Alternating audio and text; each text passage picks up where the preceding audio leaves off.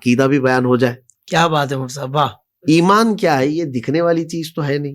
اب حضور صلی اللہ تعالیٰ علیہ وسلم فرما رہے ہیں رائے کے دانے کے برابر بھی جس کے سینے میں ایمان ہے، تو یعنی رسول پاک صلی اللہ تعالیٰ علیہ وسلم کی نگاہوں سے ایمان کی کیفیت بھی چھپی ہوئی نہیں ہے۔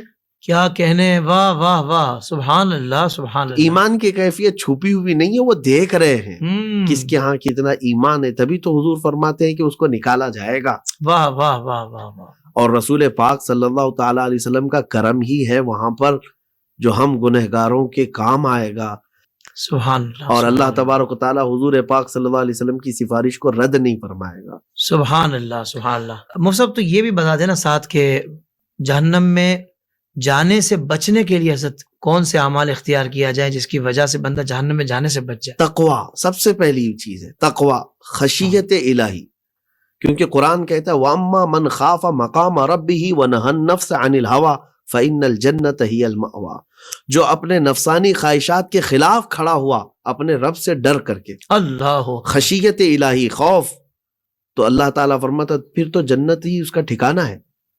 یعنی دوزخ سے بچانے والا جو سب سے بڑا عمل ہے نا، وہ خشیت ربانی ہے، اللہ اللہ تبارک و تعالیٰ کا خوف۔